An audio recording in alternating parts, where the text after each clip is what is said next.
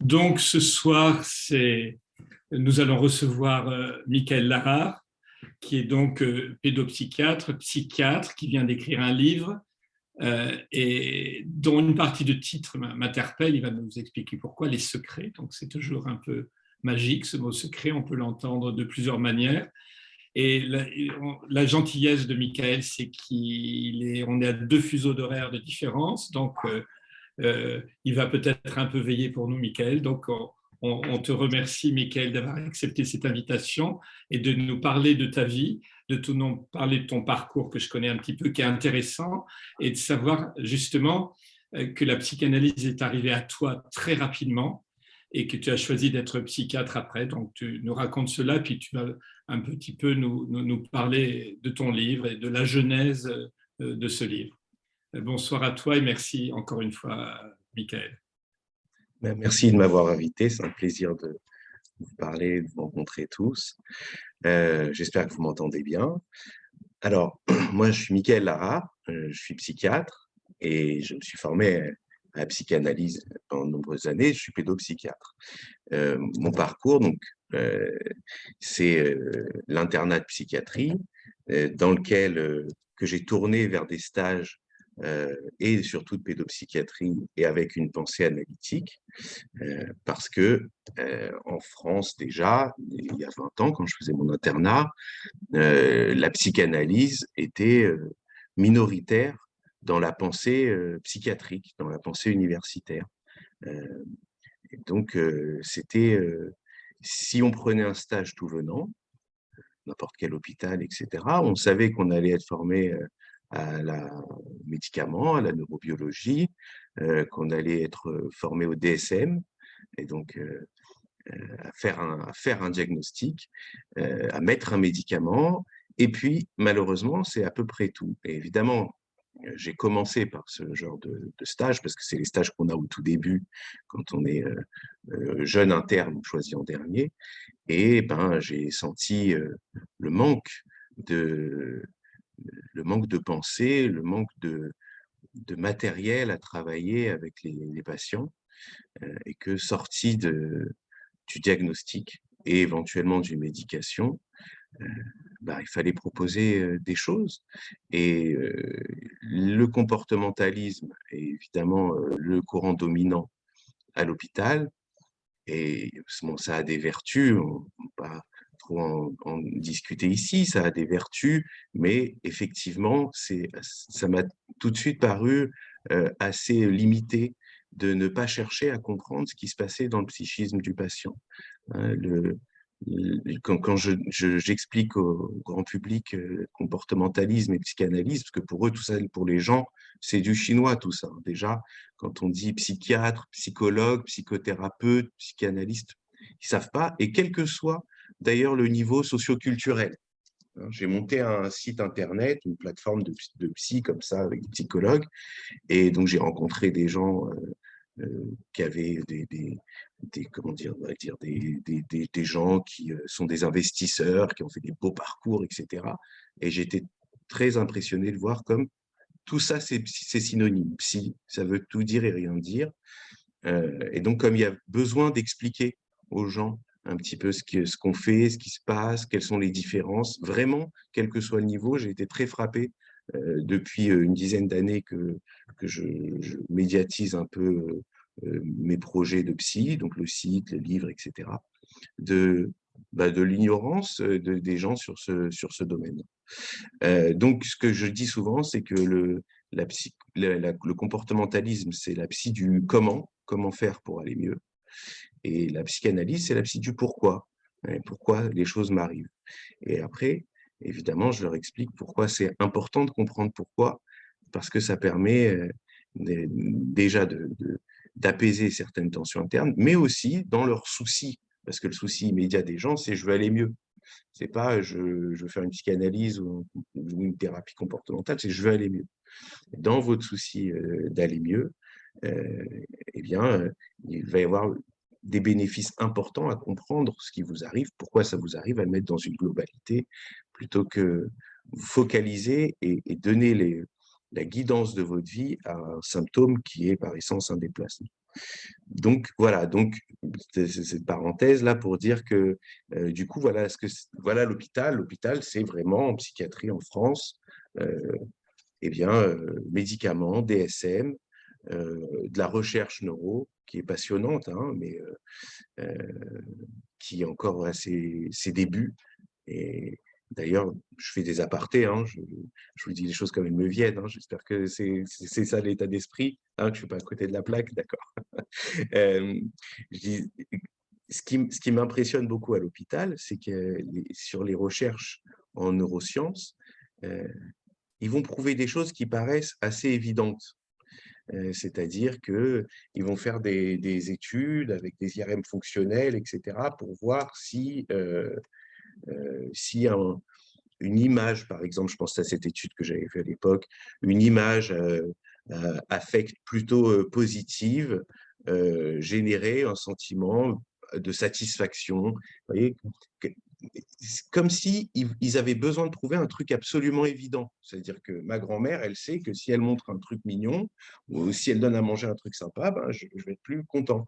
Et ce qui est intéressant, c'est que dans l'attaque fondamentale dans l'hôpital de la psychanalyse, il y a vraiment un rejet de la théorie analytique, peut-être parce qu'aussi elle a trop dominé un moment, enfin pour plein de raisons, mais il y a vraiment un rejet. Dans ce rejet, en même temps, dans le cœur de leur recherche, eh ben, c'est prouvé qu'il y a un traitement inconscient des données.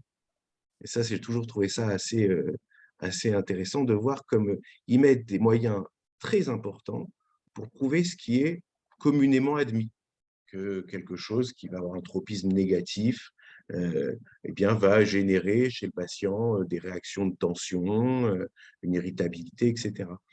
Pourquoi vous avez besoin de prouver quelque chose comme ça? Ils disent parce qu'on veut rien laisser à la part de l'interprétation, on veut tout déconstruire pour reconstruire, etc. Mais c'est intéressant de voir comme finalement le mouvement d'attaque, il est souvent un miroir de ce qui se passe, c'est-à-dire qu'ils viennent vérifier quelque chose qu'avance la psychanalyse sans preuve concrète depuis longtemps. Donc, pour revenir à l'hôpital, voilà, donc j'ai fait mon internat à la Fondation Vallée, chez Gols à Necker. Et puis, j'ai fait l'ouverture je travaillais 1 an à la maison de Solène comme interne, c'est chez le professeur Ruffo. Donc, des gens avec des orientations analytiques fortes et en même temps très ancrées dans le réel des prises en charge hospitalières, donc avec des patients avec des gros symptômes qui ne vont pas bien et pour qui il faut aussi trouver des solutions concrètes. Voilà, après j'ai été chef assistant à l'hôpital de jour du 17e, Compoint, c'est un hôpital de jour pour enfants. On avait beaucoup de jeunes enfants dysharmoniques, psychotiques, borderline, quelques enfants avec des autismes sévères aussi. Et donc, c'était de 5, 6 à 12 ans. Et on avait un dispositif assez extraordinaire. Maintenant que moi, je vis en Israël, je me rends compte comme la France, même si on s'en plaint beaucoup, est extrêmement riche et extrêmement bienveillante vis-à-vis des patients. On avait à l'hôpital de jour 12 enfants à temps plein et on était 8 soignants. Donc, une qualité extraordinaire quand même avec l'orthophonie qu'ils avaient tous les jours, de la psychomotricité, de la thérapie. Et on avait une prof spécialisée, donc pour les enfants, de l'éducation spécialisée, pareil, qui les prenait en individuel avec, quand on pouvait, des projets de rescolarisation, etc. Voilà. Et donc, c'est la pensée à ce moment-là qu'on a amené plutôt une pensée évidemment analytique, mais pareil, toujours avec le besoin d'être compris par les parents pour qu'ils puissent se mettre en alliance et travailler main dans la main avec nous, parce que pour la plupart des parents, comme l'écrasante majorité, que l'enfant soit retiré de l'école pour aller dans un hôpital de jour, c'était traumatisant, très inquiétant. Et donc, il y avait des mouvements, vous l'imaginez, de déni, d'agressivité projective, etc.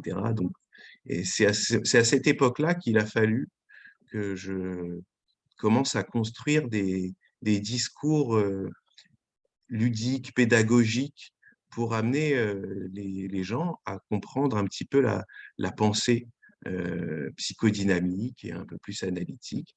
Et donc, c'est à partir de mon assistanat que j'ai commencé à développer un petit peu des façons de, de transmettre la pensée analytique. Et Voilà, après, je donc, t'interromps, Michael, tu m'avais dit aussi que tu as commencé très vite à faire une analyse avec sur le plan un personnel. collègue à toi qui avait un papa analyste. Ah oui, alors sur le plan personnel, effectivement, moi, je ne m'étais pas destiné spécialement à la psy, hein. Je trouvais ça passionnant quand j'étais étudiant en médecine dans mes 6 premières années. J'aimais beaucoup ça, mais en bon juif marocain, c'était un truc très loin de moi, de ma famille. Vous imaginez quand un garçon juif français, il réussit médecine, sa mère, elle lui achète déjà le stéthoscope parce qu'il va être cardiologue. D'accord? Donc, c'était mon destin. Je devais être cardiologue. Et, euh, et puis, en 5e année, quand on prépare l'internat en même temps qu'on fait les stages, bah, je passe au fameux stage de cardiologie, donc où je vais être enfin le fils idéal.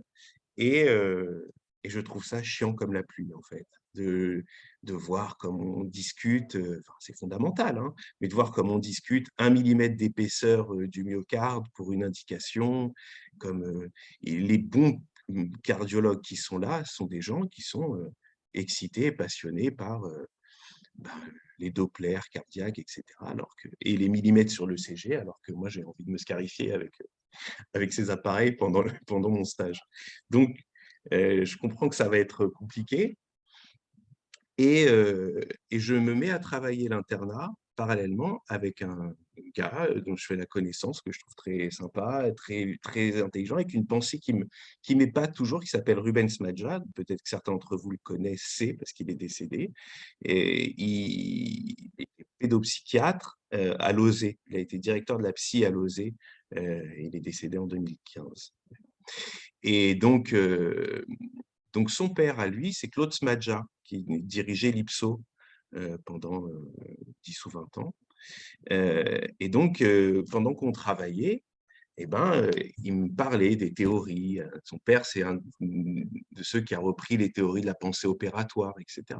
Je trouvais ça passionnant. Et puis, je me suis rendu compte que ce qui m'expliquait, ça me donnait des mots pour ouvrir ma propre pensée, que je sentais que j'arrivais pas seul à aller plus loin dans la compréhension de certaines choses et que finalement, ben, comme font un peu les gens, à un moment donné, soit j'arrêtais de penser, j'arrêtais d'essayer de comprendre plus finement les choses, soit vaincu et vexé, comme on font beaucoup les gens quand ils ne comprennent pas, eh bien, je prenais une position manichéenne.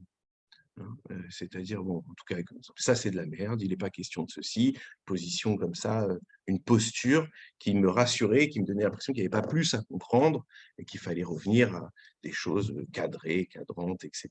Et j'ai compris, pour vous dire, le premier mot qui m'a frappé quand il m'a parlé, parce que son père, évidemment, psychanalyste, sa mère, psychanalyste aussi, donc il baignait là-dedans depuis toujours. Il y avait des séminaires, des conférences chez lui. Donc, gamin, il devait jouer avec ses Legos au milieu de... Son père était un ami de Tiatkin, etc. Bon, donc, il était baigné là-dedans. Et d'ailleurs, c'est devenu derrière un psychanalyste, un pédopsychiatre vraiment brillant. Pas parce que c'était mon ami, mais vraiment assez exceptionnel. Et, euh, et un jour, il a prononcé un mot que je ne connaissais pas, c'était ambivalence. Et parce que je lui disais, mais on parlait de quelqu'un, je lui disais, mais tu penses qu'il l'aime ou il l'aime pas? Et il m'a regardé interloqué. Il m'a dit, comment ça? Bah, je sais pas, tu penses qu'il aime cette femme ou qu'il l'aime pas? Bah, la question, elle ne se pose pas comme ça. Il est ambivalent. Et ça a l'air tout bête, mais je me suis dit, mais quoi? C'est extraordinaire, on peut penser deux choses à la fois. Deux choses en désaccord l'une avec l'autre, ça peut être dans ma tête avec cette force. Et ça a été mutatif pour moi. Je me suis dit, mais comment j'ai pu être aussi bête? Comment j'ai pu ne pas penser ça tout seul? Qu'évidemment que l'ambivalence, elle est présente sur chaque domaine, chaque pensée. Et quand on accepte ça, il y a tout un champ, toute une liberté même de pensée qui s'ouvre. Parce qu'on se dit, alors attends, est-ce que moi je suis pour telle chose, ou est-ce que je suis raciste, ou est-ce que… Et tout d'un coup, j'ouvre mon champ de pensée et je comprends qu'il peut y avoir plein d'ambivalences, plein de choses à aller écouter et comprendre, et que je ne suis pas une caricature moi-même de la pensée. Bref, ça a été comme ça ce mot. Et donc voilà, donc je bosse l'internat, on le réussit, et pour faire plaisir à ma mère et à mon narcissisme, je fais mon premier stage à Saint-Antoine en cardiologie, quand même, même si je sais que je vais me pendre avec le stéthoscope. Et je fais finalement, donc c'est un stage de 6 mois, et après je fais un stage à l'ASM 13 chez un ami du père de Ruben, et Victor Soufir, psychanalyste donc de la SPP aussi. Et donc, je pars en psy adulte là-bas, et au bout de 2 semaines, je fais ce qu'on appelle le droit aux morts, c'est-à-dire que je décide de rester en psychiatrie pour tout mon parcours, tellement c'est évident. Et pour la petite histoire, quand je dis à mes parents, bon, j'ai décidé, hein, finalement, je vais pas faire cardiologie, je vais faire psychiatrie. Mon père me regarde et dit, mais pourquoi tu as fait médecine alors? Désespéré. On avait un fils médecin, puis finalement, on aura fait, comme la fameuse blague, le fils médecin qui a peur du sang et finalement qui devient psychiatre. Bref. Et finalement, je crois que c'est un des choix les plus heureux que j'ai fait. Et c'est impressionnant de se dire que malgré tout l'amour des parents, leurs projections sur nous, quand on n'arrive pas à s'en défaire, peuvent nous empêcher de rencontrer des choses importantes pour nous. J'ai rencontré la psychanalyse et la psychiatrie, euh, et je n'étais pas forcément prédisposé à ça. Et ça a été quelque chose qui m'a profondément, évidemment, marqué, comme j'imagine chacun d'entre vous, et qui est présent dans mon quotidien, dans ma pensée, dans ma façon d'élever mes enfants, de me comporter avec eux. J'y fais appel quand je suis en difficulté dans ma propre vie. Et je trouve ça extraordinaire de pouvoir faire appel à de la pensée quand on est en difficulté, alors que d'habitude, on fait appel à des principes et à des comportements. Et je vois dans mon travail comme, à un moment donné, les parents, par exemple, sont face à un cercle vicieux, un échec. L'enfant arrive pour pour des troubles du comportement, on va dire grossièrement, il ne travaille pas à l'école, il devient insultant, etc. Et les parents, après avoir essayé de comprendre ce qui se passait, mais l'ado lui-même incapable de dire ce qui se passe, pouvant juste dire: «Oh, je sais pas, ça me saoule, ça va, vous exagérez». Les parents, finalement, commencent à avoir des réactions d'autorité de plus en plus franches, de plus en plus extrêmes, en se disant, et on voit bien ce qu'il y a dans la tête et ce qui se joue aussi dans la tête de l'adolescent miroir, c'est qu'on va gagner le bras de fer. Hein. Tu vas voir, tu vas finir par c'est pour ton bien. Hein. Donc, évidemment, l'adolescent, son narcissisme, il s'oppose par définition à l'idée d'être écrasé. Et du coup, j'essaye d'amener aux parents cette compréhension que s'ils sont dans un combat, et que si l'issue du combat, c'est qu'eux gagnent, mais que l'enfant perde, ça n'ira pas bien. Il ne faut pas qu'on soit dans une logique de combat, parce qu'il ne peut pas y avoir un vaincu dans cette histoire. Donc, voilà, la pensée, essayer de comprendre ce qui se passe, ça permet de sortir, juste d'ouvrir ça. Ça permet de sortir du bras de fer permanent. Hein, quand on voit dans la rue une dispute, etc., on voit comme il y a une incompréhension. Ça part d'une incompréhension, on va dire, comme les parents et les enfants. Ça part d'une incompréhension. Et puis après, il y a le narcissisme qui entre en jeu.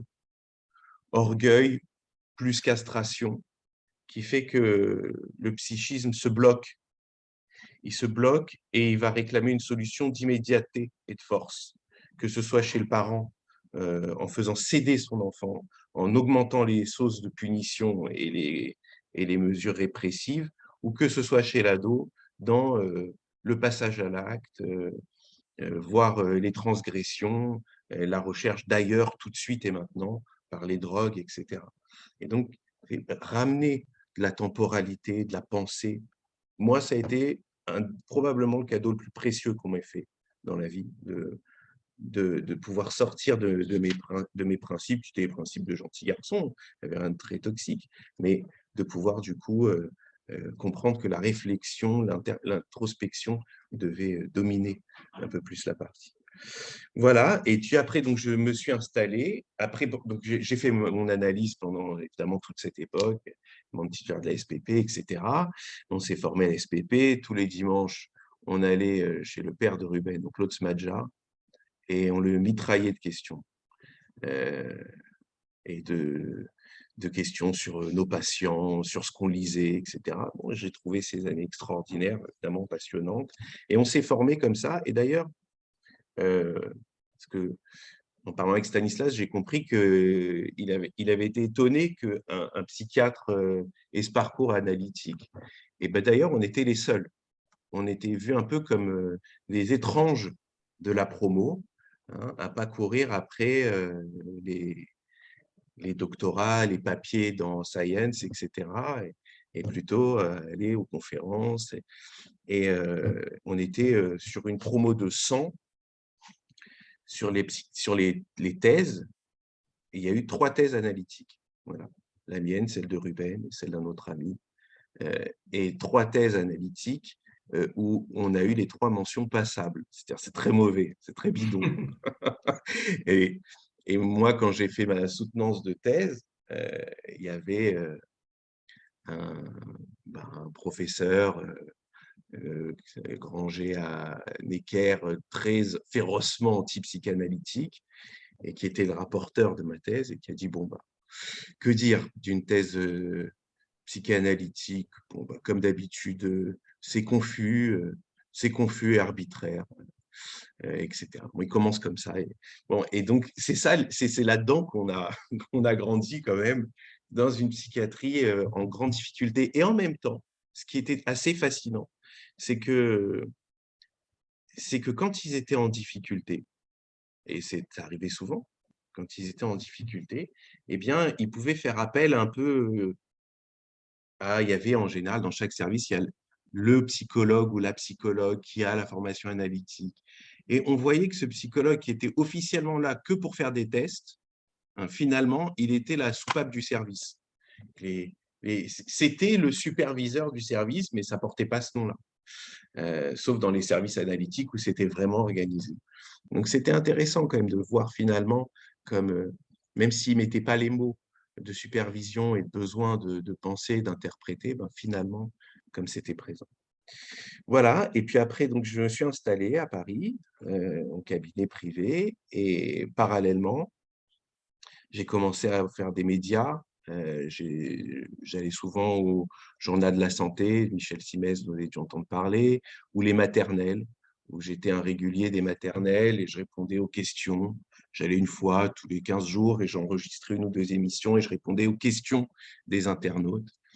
Et, et mon propos, c'était d'essayer justement de simplifier les bases de la pensée analytique pour essayer d'amener les gens à une réflexion. Je vais développer ça un petit peu après. Mais c'était en gros ce qu'on appelle une vulgarisation. Je faisais le média dans ce projet-là. J'ai écrit à cette époque 3 petits livres qui étaient en fait un feuillet de 50 pages de l'enjeu sur le sujet. Par exemple, il y en avait un sur le divorce. Donc, pour les parents, quels sont les enjeux du divorce dans le psychisme de l'enfant, quelles sont les problématiques qu'ils risquent de rencontrer, que vous risquez de rencontrer, voyez, c'est-à-dire essayer d'expliquer aux parents de façon assez rapide et ludique ce qui va se passer probablement comme problématique dans leur tête, dans la tête de l'enfant, et pour qu'ils comprennent un petit peu les symptômes ou les actings qui arriveront sur ce trajet-là, et que voilà, il y ait quelque chose du coup qui les aide à penser et du coup qui fasse qu'ils soient moins verrouillés Et évidemment, du coup, quand on est verrouillé, ben, on est plus agressif. Et puis, si l'enfant ne va pas bien, c'est la faute de l'autre parent parce qu'avec moi, il va très bien, etc. Donc, quand je voyais beaucoup ça au cabinet, je trouvais que c'était important d'expliquer ces choses-là. Donc, j'ai fait un livre qui s'appelle Les clés pour bien en parler. Et donc, il y avait le divorce. Et j'avais écrit un conte aussi à lire avec l'enfant, où il y a un enfant dont les parents divorcent. Oui. Mais toute mon idée, c'était que ce soit en sous-jacent, mais que ce ne soit pas ça l'histoire. L'histoire, c'était pas que ses parents divorçaient. L'histoire, c'était un enfant qui rêvait de gagner la Coupe du monde de foot et c'était son parcours de l'échec jusqu'à une possible victoire. Et sur le trajet, les parents divorçaient. Et donc, pour qu'ils puissent le lire avec, que le parent puisse le lire avec l'enfant.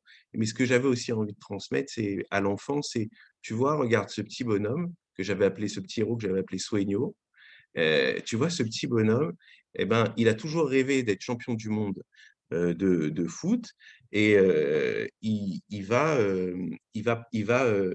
continuer à rêver après, après le divorce. C'est-à-dire que le divorce, tu vois, on va comprendre comment il le gère, il va y arriver, mais ça va pas, il ne va pas devenir, Soigno ne va pas devenir un enfant divorcé, il va rester Soigno avec ses rêves, avec son chemin. Et l'objectif, c'est ça, c'est que le divorce, tu le métabolises, ça fasse partie de ton histoire, mais que ça ne t'écarte pas de tes projets profonds à toi.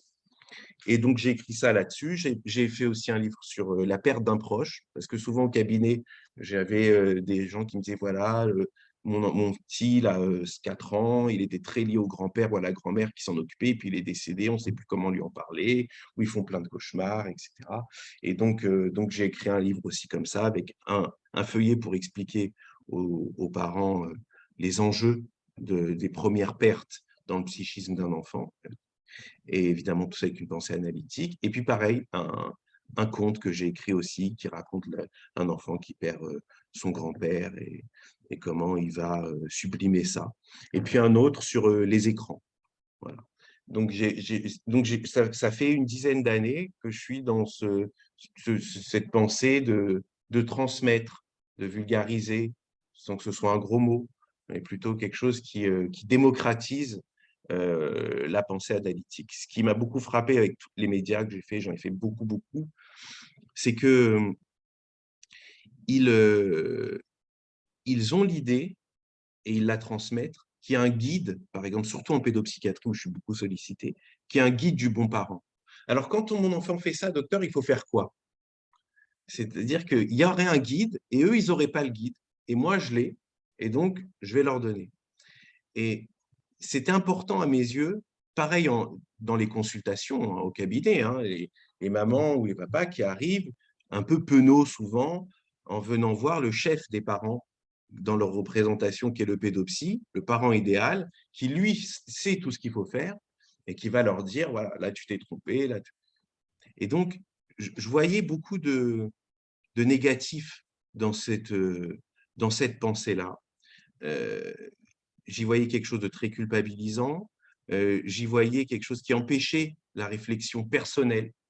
Or, je pense un des éléments majeurs de notre travail, en tant que psychanalyste, c'est de relancer la pensée, de rendre vivant la pensée.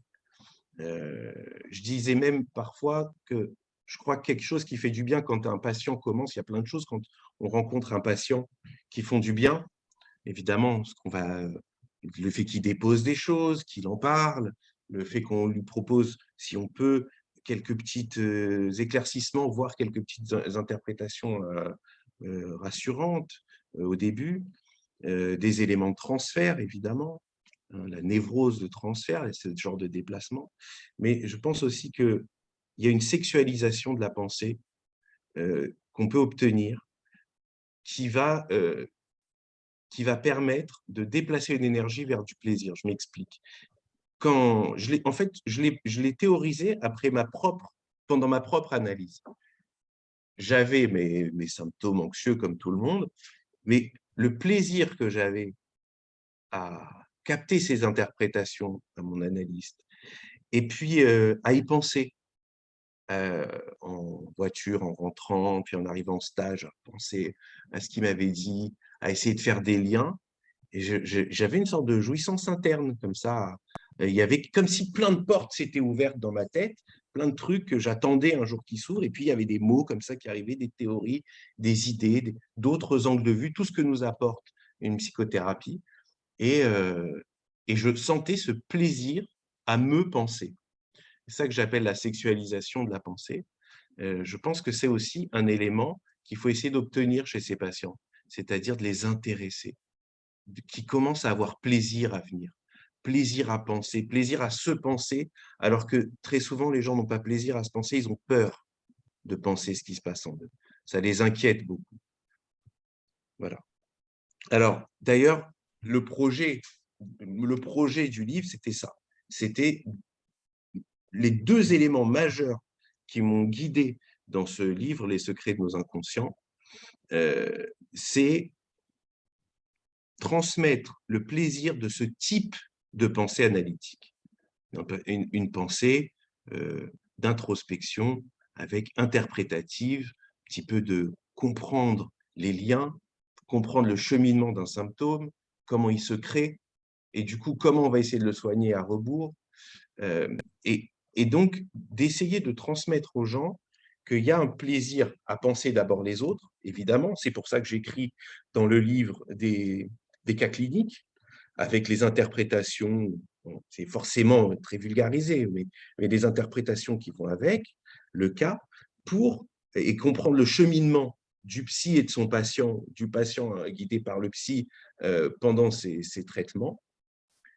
Parce que, évidemment, c'est toujours plus facile de comprendre des exemples, parce que les exemples, ils ne parlent pas de moi immédiatement, ils ne me persécutent pas. Quand on veut expliquer quelque chose, un défaut à quelqu'un, c'est mieux de lui montrer quelqu'un et de lui dire, tu vois, lui, il a ça comme problème.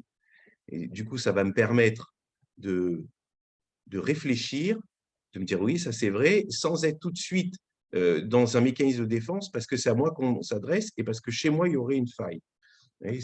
Par exemple, c'est souvent cette pensée-là, c'est celle qui va beaucoup régir l'entrée dans les groupes en pédopsie, dans les groupes d'ados.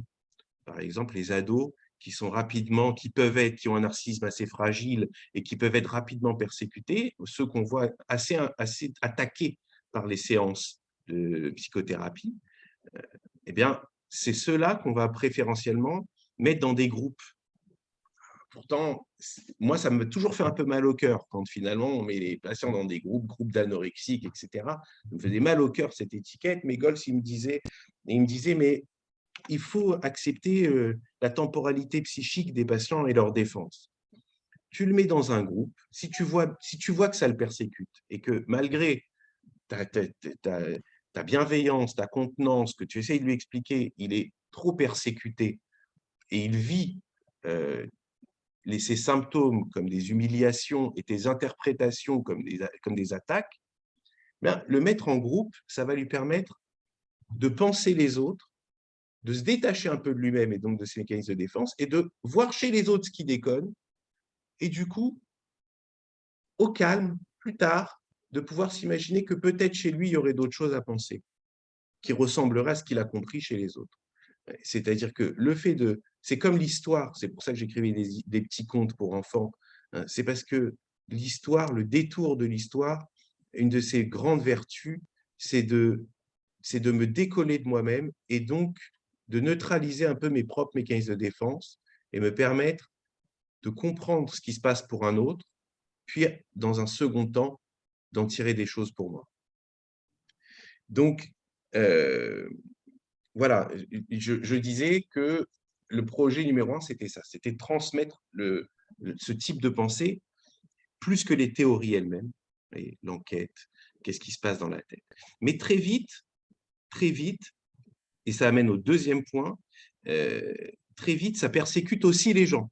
Parce que si je lis tes interprétations, je te suis, mais je vois qu'il va y avoir des pensées finalement inconscientes très agressives, mortifères, ou transgressives, sexuelles, etc. Et ok, je le comprends chez lui, mais je le supporte pas bien. Je supporte pas bien l'idée qu'il pourrait y avoir ça chez moi. Et ça, c'est vous devez l'avoir aussi, mais c'est un des principaux freins et premiers freins exprimés chez les patients en psychothérapie. C'est: docteur, j'ai peur de découvrir des choses et d'aller plus mal. On gratte: ben, docteur, j'aurais peur que la thérapie, elle me fasse tout quitter, femme et enfant. Hein. Comme si finalement, je sentais en moi donc un désir de ça, et que je le craignais, et que je craignais que tu sois le catalyseur, le révélateur de ce désir qui deviendrait implacable et incontrôlable. Et c'est là où j'ai construit une image, c'est celle de l'Assemblée nationale pour le psychisme. J'ai construit avec mes patients et je la transmets dans le livre. Je dis aux patients: considérez votre inconscient comme une assemblée nationale. C'est-à-dire qu'il n'y a pas un seul Kevin dans ta tête, il y a, on va dire, 100 Kevin. Okay, et les 100, ils ont leur truc à dire. Après, il y a des groupes qui se forment, ils vont s'allier en groupes plus puissants. Par exemple, on va dire, si tu as une très bonne relation avec ton papa, on va dire sur la question: est-ce que j'aime mon père, il va y avoir peut-être 90% c'est beaucoup, 80% des députés qui vont dire j'aime mon père, 10% qui vont dire je m'en fous, ça ne m'intéresse pas plus que ça, et puis 10% ou 5 ou 2, t'inquiète pas, qui vont dire je déteste et je suis pressé qu'il meure de toucher l'héritage. Ou pas, juste qu'il meure et d'avoir enfin ma mère pour moi, etc. Et tout ce qu'on peut imaginer. C'est-à-dire, je leur dis, voilà, si dans une Assemblée nationale, il y a 5% d'extrémistes, vous diriez quoi de ce pays? Si je vous dis dans un pays, 90%, 95% des députés sont des démocrates, défenseurs des libertés et de la bonne morale, et 5% sont des nazis. Qu'est-ce que vous diriez de ce pays? Je dirais que c'est vraiment bien, quoi. Que 5%, 95% de gens bienveillants, c'est magnifique. Bon, je leur dis, ben, traitez-vous comme ça. Voilà, considérez que dans votre Assemblée nationale, il y a sur chaque sujet un pourcentage, le plus souvent, je vous le souhaite, minoritaire, qui va être pas forcément, je leur dis, très catholique. Hein. Donc, je leur dis, voilà, ils me disent, oui, mais justement, le fait de leur donner la parole, est-ce que ça risque de me faire passer à l'acte plus? Et donc, je leur dis non, je leur dis, si vous donnez la parole, c'est comme dans une assemblée, c'est pour ça que j'utilise cette affaire-là. Je leur dis, si je donne la parole à ces 5%, ils vont dire tout ce qu'ils vont dire, ils vont se déchaîner, mais aussi charismatiques qu'ils soient. Et ils sont trop peu nombreux pour qu'on vote la résolution. Donc, il n'y aura pas de passage à l'acte, parce que l'acte, vous quittez votre femme, pour que ça se fasse, il faut qu'il y ait 51% minimum de votre psychisme qui décide de le faire, qui ait envie de le faire. Donc, votre peur, parce que vous sentez en vous des virgules sur des choses que vous condamnez moralement, eh bien, n'ayez pas peur que vous ouvriez la porte à un tigre et qu'il vous saute à la gorge. Ce n'est pas comme ça que ça marche. Ça va au contraire vous soulager. Ah bon, mais comment? Alors, je leur dis, c'est comme si parce que c'est un exemple que j'ai lu, et j'avoue ne plus me rappeler où, mais je crois que c'est dans un livre de Freud, où je leur dis, voilà, vous faites un cours à une assemblée, il y a 100 personnes, et puis il y en a un qui s'agite et qui veut poser des questions et qui est emmerdant, insultant, etc. Et vous n'arrivez pas à le calmer. Et à un moment, vous décidez de le mettre à la porte. Et donc, lui, en fait, il reste à la porte, mais à la porte, il frappe sur la porte toute la journée. Alors, vous pouvez continuer votre cours, mais à un moment donné, il n'y a plus que ça qui commence à vous insupporter et vous n'entendez plus que ça. Et donc, finalement, ce 5%, il a pris un pouvoir sur votre vie quotidienne et votre psychisme assez important. Et donc, le projet de la psychanalyse, un des projets de la psychanalyse, c'est de lui ouvrir la porte et de lui dire « Allez, assis-toi, dis-nous ce que tu as à nous dire, on va y réfléchir. » Et n'ayez pas peur, parce que cette peur est très présente chez les patients adultes. N'ayez pas peur que ça vous pousse à des actions que votre morale condamnerait. Donc, je leur donne cette Assemblée nationale comme image parce que ça leur permet de se représenter les choses, d'avoir une certaine maîtrise et une certaine rassurance sur le fait qu'il n'y aura pas de choses qui échapperont à leur contrôle. Au début de la thérapie, je crois qu'il y a souvent besoin de ça. Les gens sont anxieux, ils arrivent en général parce qu'ils ne vont pas bien et ils ont l'impression que tout fout le camp. Et si on leur dit, tu sais quoi, tu lâches encore plus, il y en a qui ont ces prédispositions, mais il y a beaucoup qui vont dire, non, moi, je ne peux pas, tu me fais trop peur.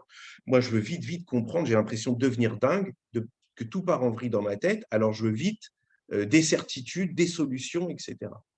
Et donc, c'est aussi pour ça que le médicament et le comportementalisme ont un succès d'immédiateté chez les patients très grands. Parce qu'ils disent, mais moi, je te dis, tu vas faire ça et tu vas prendre ça. Et tu verras, ça ira mieux. Malheureusement, on le sait bien, c'est rare que ça suffise. Très rare, finalement, que ça suffise. Et on finit souvent par avoir des patients qui ont vu 2, 3, 4 psychiatres ou comportementalistes avant et qui ne vont pas bien pour autant. Donc, moi, j'essaye d'être rassurant avec les patients et de leur donner ces images-là pour qu'ils puissent sentir qu'ils comprennent des choses et que je ne les guide pas les yeux bandés. Hein. Je leur dis, moi, je suis votre copilote, vous avez le volant, n'ayez pas peur. Si je vous dis de tourner à droite mais que vous voulez tourner à gauche, tourne à gauche. Hein. Et, et donc, c'est vous qui avez le contrôle des choses. Voilà. Moi, je suis là pour essayer de vous aider, de vous proposer des réflexions, des interprétations, penser avec vous, avancer, reculer, mais c'est vous qui avez le contrôle. Et je vous explique les grandes lignes de la pensée analytique et de la psychothérapie analytique pour que vous n'ayez pas l'impression d'entrer dans un endroit où vous ne savez pas ce qu'on va vous faire. Comme le chirurgien, il va m'ouvrir, il va me tripatouiller, je ne sais pas. Non, non. Je veux que vous compreniez des choses et j'ai même l'espoir, je ne leur dis pas comme ça, je pense à haute voix, mais j'ai même l'espoir que ça vous excite intellectuellement. Parce que si ça vous excite intellectuellement, vous allez commencer à avoir plaisir à vous penser et ne serait-ce que économiquement sur le plan psychique, je vais me sentir mieux. C'est-à-dire que notre psychisme a une énergie limitée. Si je suis dans une sexualisation de ma pensée, dans une érotisation de ma pensée, un plaisir à comprendre des choses, ça va attraper une certaine quantité d'énergie. Et c'est ça que ça ne laisse pas, notamment, aux symptômes. Hein. Il y a ce jeu de mots qui permet de comprendre, d'imager ça, c'est se dépenser. Hein. En pédopsychiatrie, c'est ce qu'on a très fréquemment, des enfants qui viennent avec des troubles du comportement, ils sont très agités. Mais qu'est-ce qu'il a, docteur? Pourquoi il fait n'importe quoi? Pourquoi il s'agite comme ça? Qu'est-ce qu'il veut? Etc. Et souvent, j'essaie de leur amener l'idée qu'ils se dépensent, que pour ne pas penser des choses douloureuses, il dépense son énergie dans des bêtises, dans des excitations, dans des comportements physiques, dans une décharge, dans diverses décharges. Et pourquoi je fais le parallèle? Parce que c'est comme la sublimation. La sublimation, elle a quelque chose qui permet de donner un chemin positif, constructif à des traumas, des douleurs, des nœuds personnels. Mais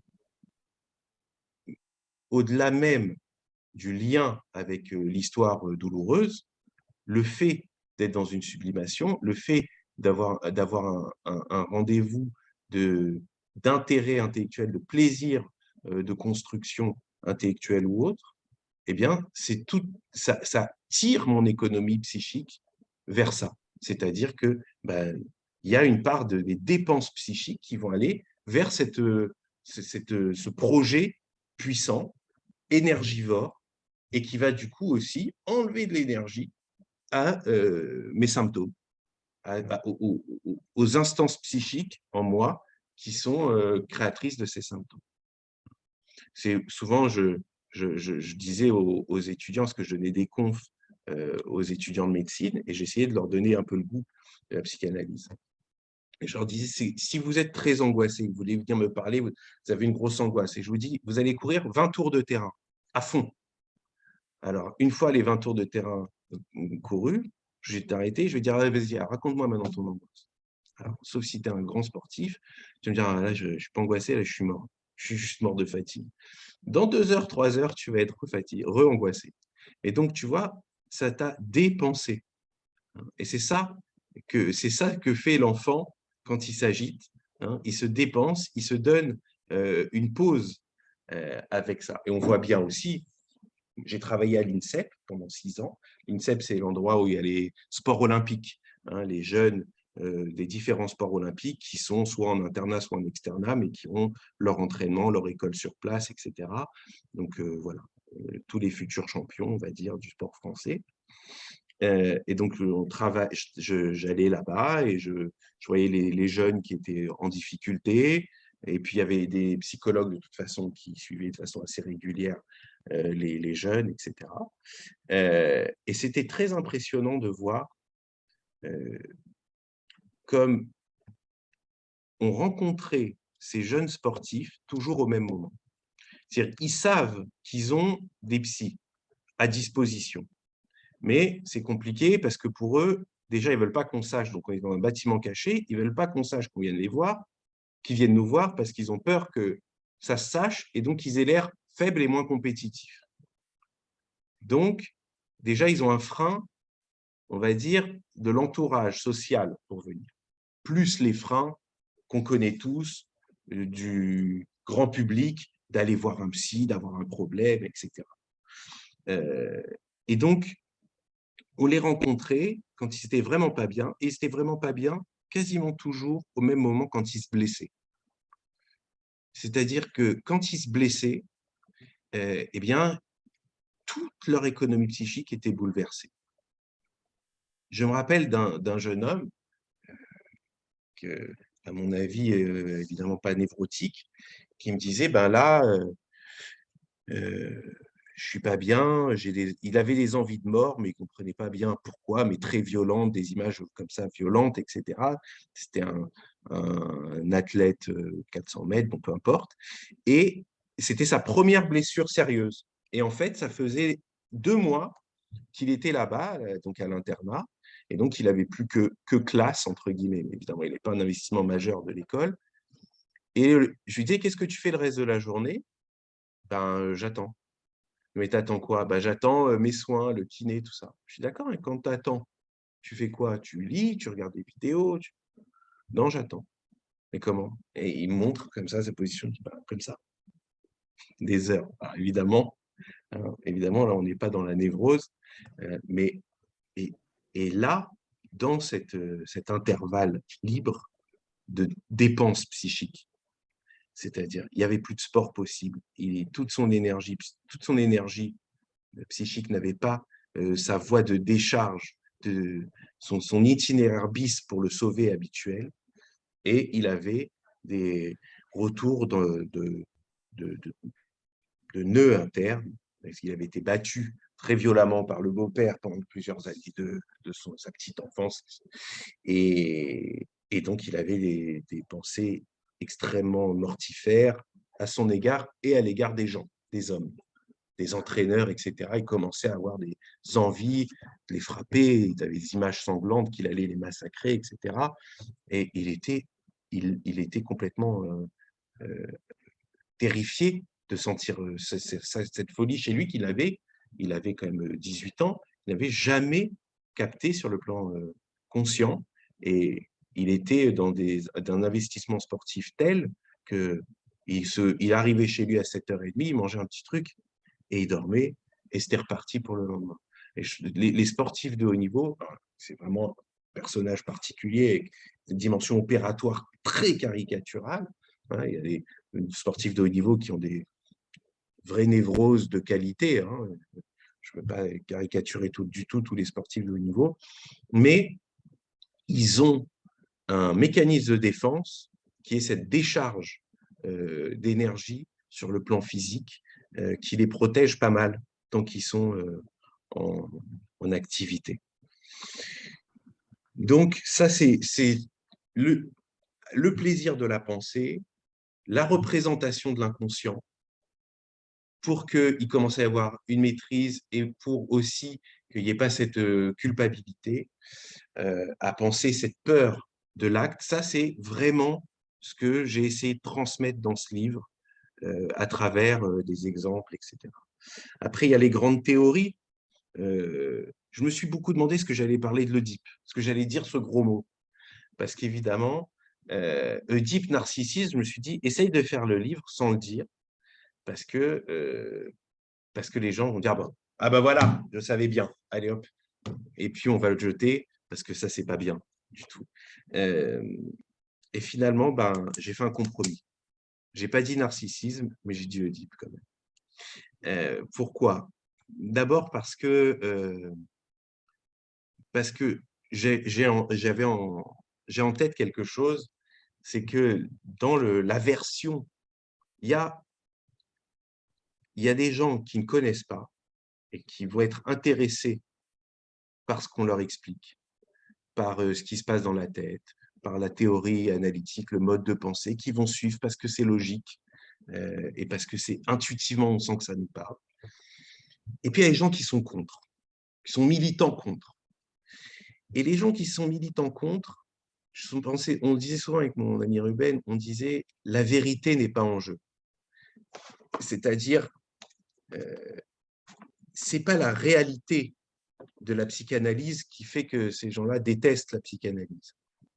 Ils ont décidé de la détester, chacun pour des raisons personnelles, l'autre parce que il y voit une toute-puissance et que ça le rend nerveux, que ça le castre, et donc ça développe chez lui de la paranoïa, l'autre parce que ça va le ramener à des trucs personnels, l'autre parce qu'il va trouver que ça manque de sérieux, l'autre parce qu'il va trouver que c'est hermétique, la façon dont parlent les psychanalystes souvent, et que si c'est hermétique, c'est que la pensée n'est pas suffisamment pas suffisamment aboutie pour être transmissible. Chacun ses raisons, mais il y a souvent chez les anti quelque chose qui est différent de la vérité. Il y a un besoin d'être antisémite, d'être raciste, d'être homophobe, on le sait tous, ça ne part pas d'une réalité, d'un savoir sur la réalité, mais ça part d'un besoin interne de projection ou d'adhésion à un autre groupe. Ou de se créer une identité de facho, ou peu importe, ou d'altermondialiste de l'autre côté. Mais ça répond à un désir, à un besoin primitif chez moi. Et c'est en ça que aussi l'instruction est limitée. On dit souvent contre le racisme ou l'antisémitisme, ou l'homophobie, il faut instruire les gens. Et il faut faire de la prévention, il faut expliquer, etc. Je suis 100% d'accord qu'il faut le faire, mais je suis certain que ça ne suffira jamais. Et pourquoi ça ne suffira jamais? Parce que la rage ne vient pas de l'ignorance. La rage, elle est d'abord en chacun de nous, intrinsèque, et puis elle est aussi sollicitée et nourrie par des problématiques personnelles. Et puis je vais attraper un support, un prétexte, où on va me permettre de décharger ma rage. Quel délice quand même, dans une famille par exemple homophobe ou antisémite, de pouvoir faire des blagues, insulter, de se marrer, et de vraiment trouver que on a peut-être des soucis, hein, mais en tout cas, il y a vraiment des nazes et des enfoirés sur Terre, et c'est pas nous. Il y a un délice, une décharge magnifique, comme ça. Et donc, c'est évidemment que expliquer, c'est naïf de penser que ça suffira. Et je me suis dit que je n'allais pas être aussi naïf, après tout. Donc, je n'allais pas faire Don Quichotte. Donc, je me suis dit, tu vas dire Oedipe. Ceux qui n'en veulent pas, de toute façon, ils n'en veulent pas. Même si tu enlèves le mot Oedipe pour ne pas les choquer. Même si, hein, ça y est, tu as déjà bien assez, avec le titre, par exemple, tu parlais Les Secrets, c'est pour attirer le lecteur. C'est pour leur faire penser qu'il y a des merveilles Et je le pense d'ailleurs, hein, ce n'est pas une manipulation, mais allez, c'est déjà assez de concessions à la séduction du grand public. Voilà. Donc finalement, j'ai aussi voulu expliquer les grandes théories analytiques et le deep. Et souvent, je me suis rendu compte que ça passait mieux en utilisant le développement des enfants, en utilisant la pédopsychiatrie. Soit parce que les gens se souviennent de certaines choses chez eux, soit parce que ils ont des enfants autour d'eux et qu'ils observent des choses. Alors, si c'est leurs enfants, je ne sais pas si vous êtes d'accord, mais je trouve que les parents, souvent les parents sont très friands de compréhension quand ça va bien. Hein. Ils sont très friands de compréhension psychodynamique de ce qui se passe dans la tête de leurs enfants. Et souvent, on a d'ailleurs en pédopsie des parents qu'on reçoit avec les enfants. Et finalement, une fois que l'enfant est traité, c'est pas rare que j'ai le parent en psychanalyse derrière, hein, évidemment. Et, et, ils sont, et ils sont fascinés et ils ont un plaisir aussi à comprendre les théories du développement, les théories psychodynamiques du développement, et à les observer chez leurs enfants. Et l'Oedipe, par exemple, c'est pas la peine de militer pour chez une maman qui a un petit garçon. Chez 90% des mamans qui ont un petit garçon ou des papas qui ont une petite fille, hein, c'est pas la peine de leur faire un exposé pour les convaincre. Ils le vivent, ils le sentent, et ceux qui sont contre, c'est parce qu'il y a un souci, soit qu'ils ne peuvent pas le supporter, soit que ça les renvoie à des choses compliquées, mais évidemment que c'est une observation implacable. Donc finalement, voilà, j'ai voulu transmettre ces théories. J'ai aussi beaucoup mis en avant le moteur qui était le plaisir chez l'enfant, pour dire aux adultes qu'il faut aussi retrouver des sources de plaisir et comprendre l'importance du plaisir. Ruffo, il me disait, il faut dire aux gens comme s'amuser, c'est très sérieux, comme c'est très important. Hein, s'amuser, c'est pas de la rigolade, c'est important. Il a ces formules comme ça, rigolotes, et qui, avec son charisme, qui faisait mouche avec les patients. Et je leur dis, et je le dis dans le livre, je dis, finalement, quand est-ce que l'être humain fait les progrès les plus incroyables? Eh bien, de 0 à 3 ans. Parce que nous, on va apprendre des choses. Hein. Moi, je suis en Israël, j'apprends l'hébreu. Ça fait 5 ans que je suis là. Je suis nul, c'est infernal. Mon objectif ultime, c'est de enfin un jour faire des psychanalyses d'hébreu, d'israélien, parce qu'évidemment, je vis avec la communauté française, belge, comme je parle anglais aussi avec les Américains. Mais je suis nul et je mets pourtant une énergie terrible, mais j'ai aucun plaisir, en vérité, à apprendre cette langue. Et je ne la trouve pas spécialement jolie, je lui trouve une beauté, une histoire, elle me touche parce qu'elle représente pour un juif, mais ça ne m'amuse pas. Ça ne m'amuse pas de répéter des mots, comme ça amuse un petit garçon ou une petite fille de 2 ans de répéter des mots et de voir le plaisir de sa maman ou de son papa à dire ah, « vas-y, redis-le, etc. » Et je dis, voilà, l'enfant de 0 à 3 ans, il part d'un début, il ne sait rien faire. Il ne sait même pas manger, il ne sait pas survivre seul. Et finalement, à 3 ans, il va savoir parler, il va savoir faire des jeux symboliques, fonctionnels, il va savoir marcher, il va savoir sauter, il va savoir grimper, il va savoir tenir un stylo et commencer les débuts de la psychomotricité fine.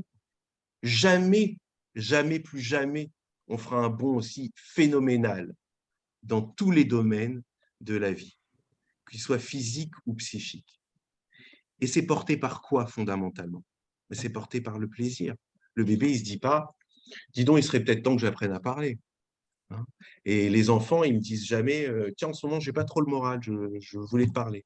Hein. Les enfants, ils sont dans la recherche de sensations primitives. Et donc, le levier absolu pour le développement du psychisme, ça reste le plaisir.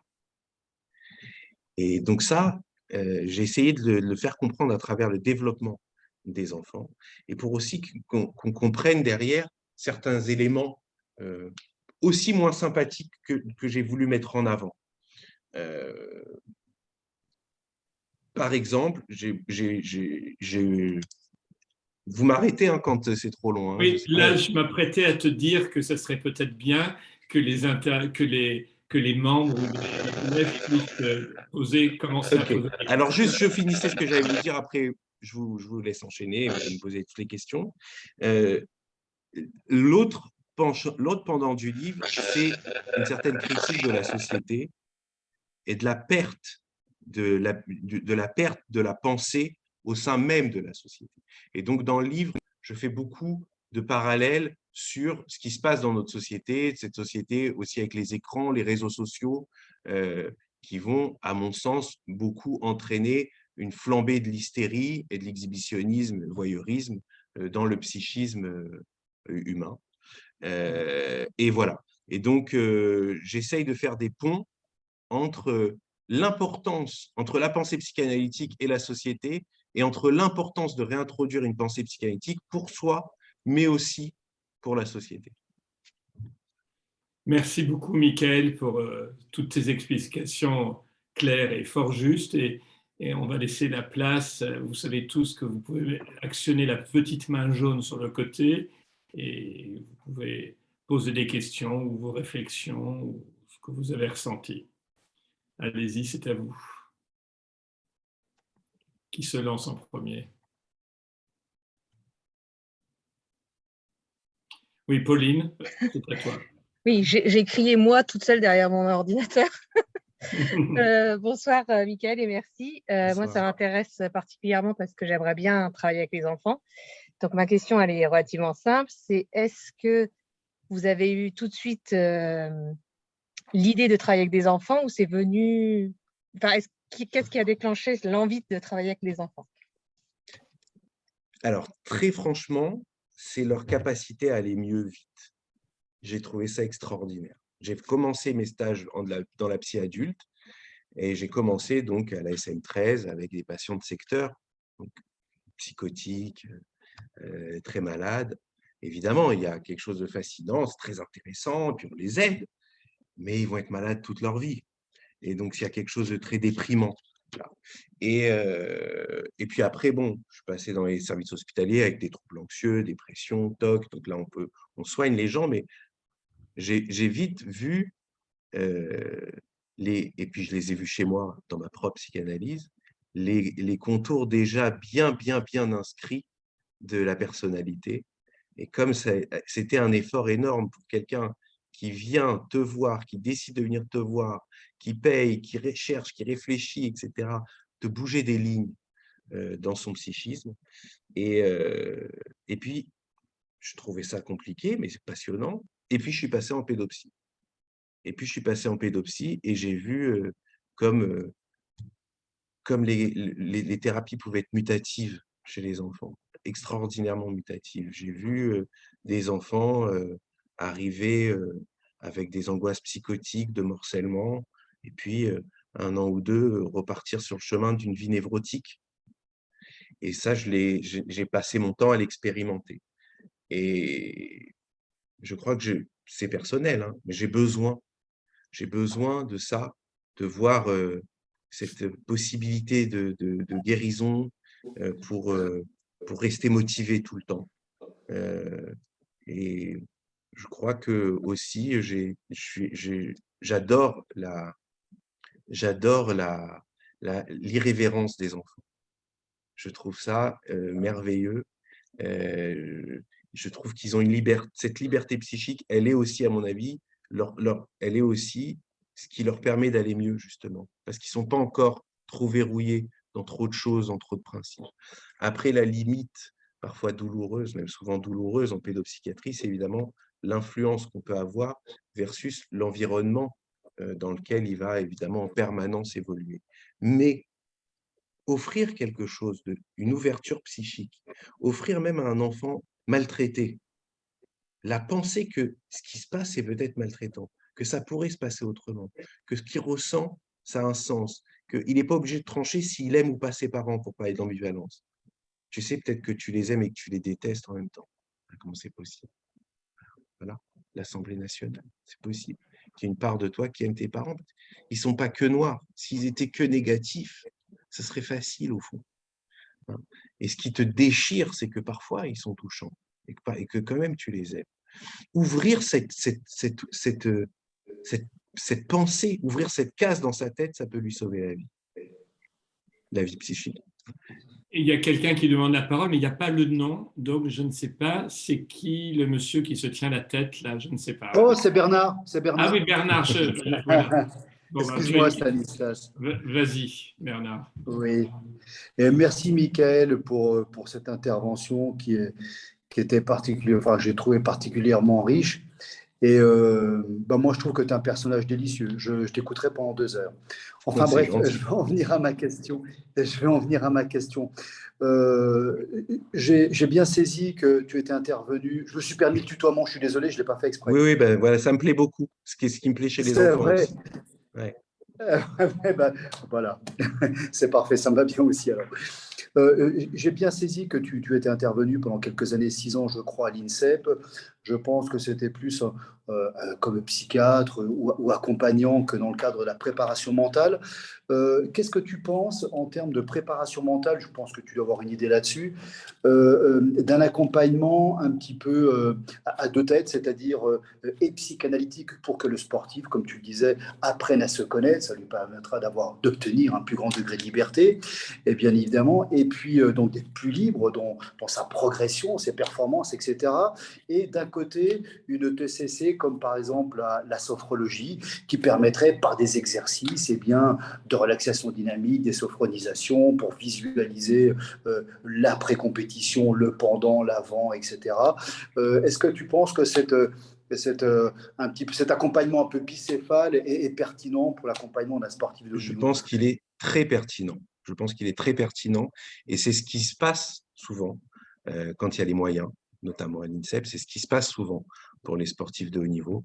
Hein, c'est qu'ils ont une prise en charge plus comportementaliste, avec effectivement des sophros, de la visualisation, etc., et qui les aide vraiment beaucoup, hein, et qui leur donne, ça leur donne, un judoka qui me disait, parfois quand je chancelle, j'ai du mal, que je commence à douter, etc., je, je sais que ce sont des exos, mais c'est comme une rampe. J'ai l'impression que ça me tient, qu'au moins, ça va pas me lâcher. Et donc, ça les rassure aussi dans des moments où ils vont douter de leur compétitivité, de leur capacité à affronter moralement les événements, des compétitions, etc. C'est extrêmement riche. Je ne crois absolument pas qu'il faille opposer l'un à l'autre. Et je dis d'ailleurs dans le livre, je dis aux enfants, on leur offre tout. On leur offre le neurobiologique, on leur donne des médicaments s'ils sont malades, on les nourrit, on leur donne le comportementaliste, c'est-à-dire qu'on leur dit copie-moi, on leur dit fais ça, fais pas ça. Tu vois, bah ça, si tu n'y arrives pas, bah, attrape l'objet comme ça. Et on leur offre aussi la psychanalyse, hein, avec l'affect, l'interprétation de leurs affects. Bah, pourquoi tu es triste? Bah, qu'est-ce qui t'arrive, chérie? Bah, peut-être que là, tu es fâché, c'est ça. On leur donne tout. Et il faut tout leur donner. Et donc, évidemment, bah, on ne va pas s'occuper de nos patients comme on s'occupe de nos enfants. Mais en tout cas, dans un idéal illusoire, il faudrait tout pouvoir donner. Donc, je pense effectivement qu'il faut faire ce genre de prise en charge. Après, et je vous partage une réflexion qui m'a jamais lâché pendant 6 ans à l'INSEP. Je me suis toujours demandé si il fallait complètement soigner les patients et ça me posait un vrai problème. Parce que j'ai rencontré énormément d'athlètes de haut niveau, énormément de champions du monde, olympiques, etc. Donc des gens qui avaient rencontré le succès, vraiment. Et beaucoup avaient des histoires de vie compliquées. Et on sentait la dimension et sublimatoire et opératoire aussi du sport de haut niveau. Parce que le sport de haut niveau, ce n'est pas la bonne santé, c'est trop. C'est extraordinaire, c'est fascinant, mais c'est trop. Et Et je me suis toujours demandé, mais si tu le soignes, vraiment, si vraiment tu ouvres les portes de la psychanalyse et de la compréhension de pourquoi il a fait ça, quel sens ça a eu, etc., est-ce que tu risques de lui enlever un moteur qui fait de lui un champion et qui fait de lui que ça tient? Cette question, je n'ai jamais pu complètement la trancher. Je pense clairement qu'il y a des sportifs, si on les guérit, ils s'arrêtent. Je le crois vraiment. Je crois vraiment. J'en ai rencontré, je le crois sincèrement. Je crois vraiment qu'il y en a d'autres qui peuvent faire une psychanalyse et qui ne s'arrêteront pas et qui trouveront même d'autres ressorts pour être plus forts. Donc, je ne pense pas qu'il y ait une réponse absolue. Et finalement, pendant 6 ans, je me suis dit, écoute, laisse-leur le volant. Celui qui t'amène pendant les séances à vraiment analyser des choses, bah, tu lui analyses. Celui qui ne t'y amène pas, tu ne travailles que ce qu'il t'a proposé. Donc finalement, c'est comme ça que je suis tenu sur le plan de ma propre morale. Merci pour ce partage, Michael. Hussein, tu avais une question. Hussein, Hussein, c'est à toi. Il faut que tu mettes le son, Hussein. Il ne parle pas, si. Il ne s'est pas reconnu, je pense. Hussein Jouma. Oui. Si, il arrive. Voilà. OK, c'est bon? C'est bon, Hussein, on t'entend, vas-y. Michael, merci pour votre intervention. Mais ma question est, est-ce que vous pouvez nous parler un peu de la folie chez l'enfant? Oh, la folie chez l'enfant. Qu'est-ce que ça m'inspire? Ça m'inspire que je ne crois pas en avoir souvent vu des très inquiétantes.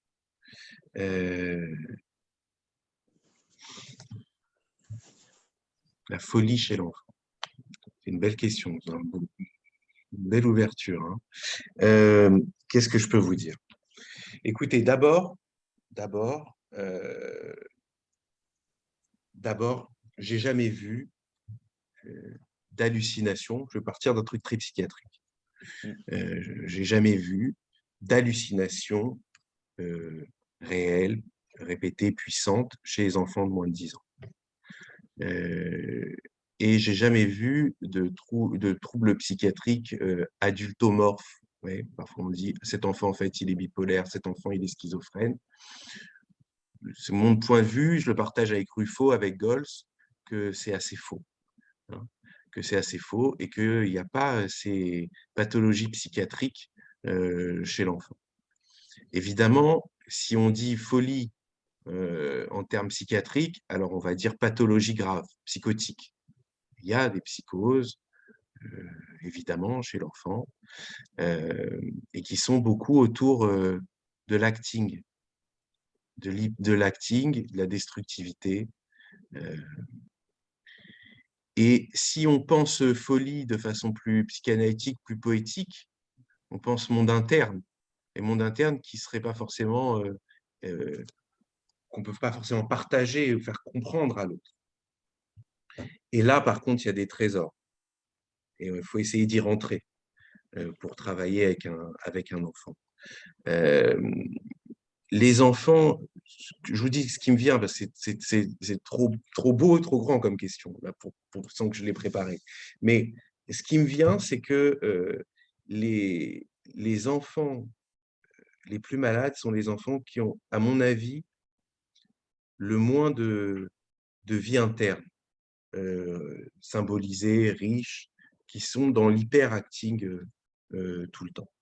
Et les enfants qui ont une symbolisation, qui vont avoir des folies à eux, mais des rêveries, des passions, des excès de pensée, eh bien, je crois qu'ils sont protégés de beaucoup de pathologies et de passage à l'acte. Par exemple, il y a eu une thèse faite par mon ami Ruben, qui a fait son doctorat sur les bêtises des enfants.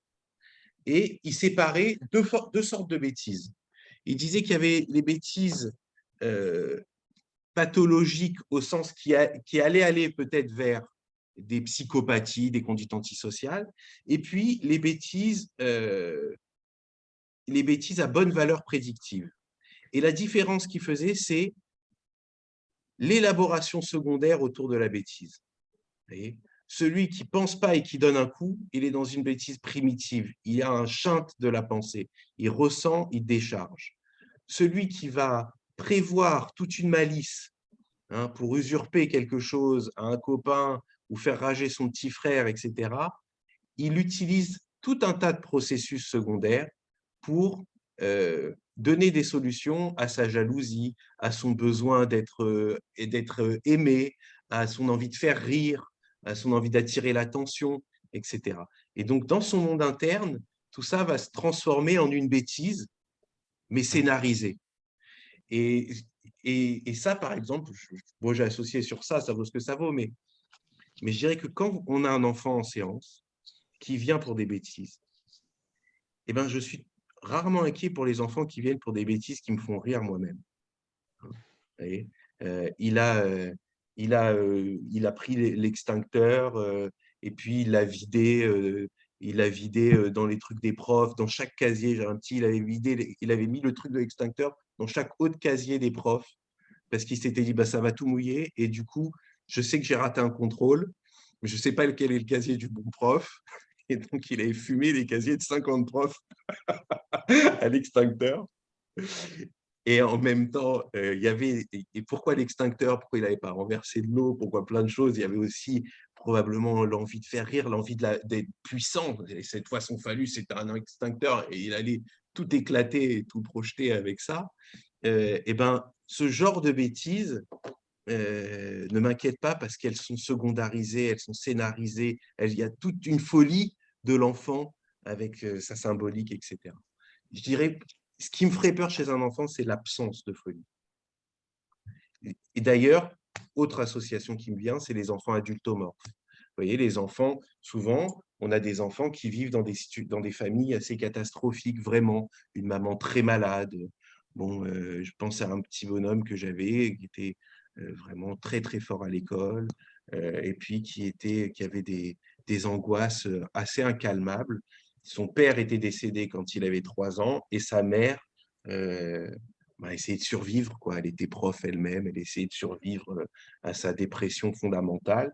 Et ce petit faisait tout pour réparer sa mère. Il ne faisait jamais de bêtises et il avait une pensée, euh, c'est-à-dire la pensée la plus bonne morale possible.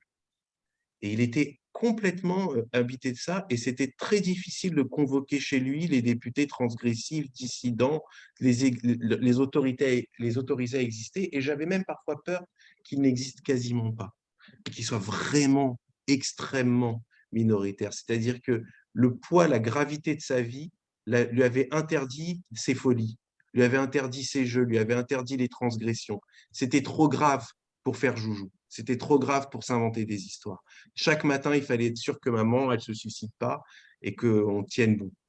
Et du coup, c'était un garçon très gentil, très sympa, brillant, scolairement, etc. Mais avec une vie interne, soit elle était opératoire, soit elle n'était pas. Et et le soir, justement, il ne pouvait plus être dans l'opératoire, il ne voulait pas embêter sa mère. Et donc, couché, il était face à des terreurs, des angoisses de morcellement, l'impression que son corps se mettait en pièces, etc. Et donc, il était venu avec des angoisses psychotiques, pour le coup, massives. Et ça a été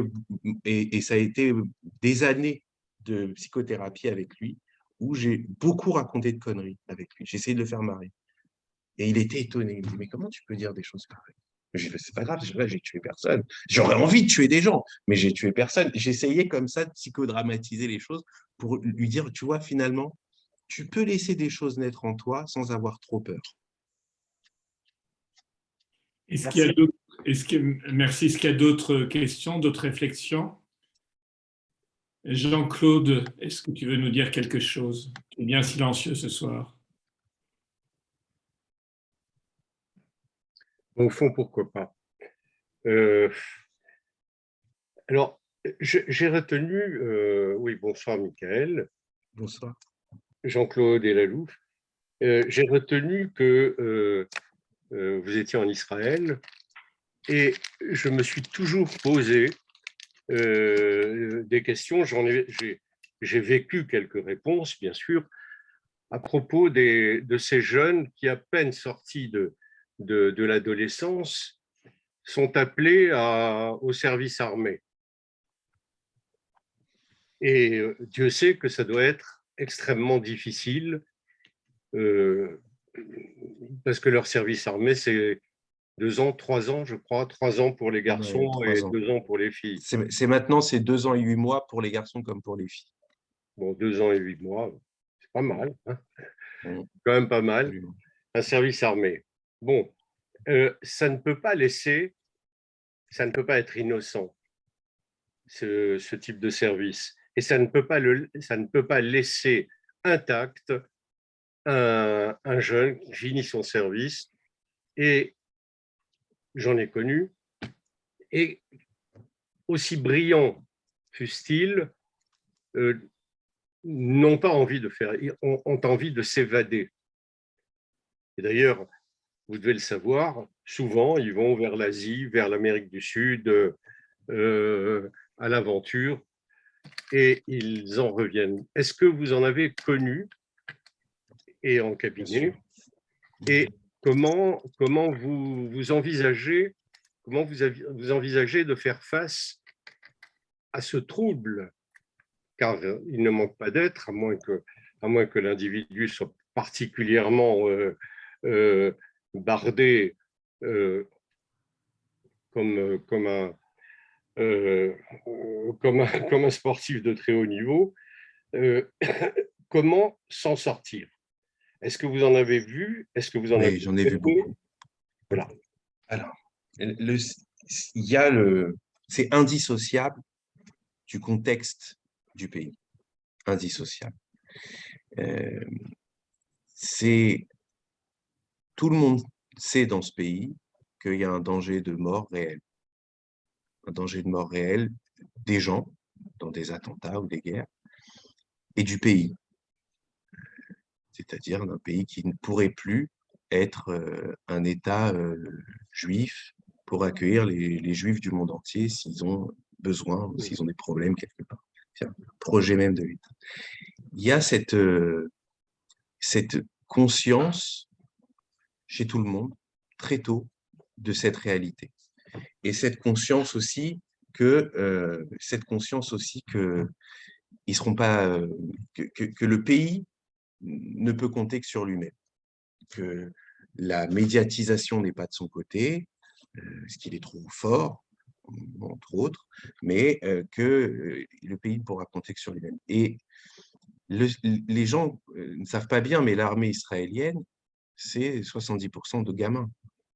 C'est-à-dire que ce sont des enfants, ils ont 18 ans, ils passent le bac, et puis ils entrent à l'armée.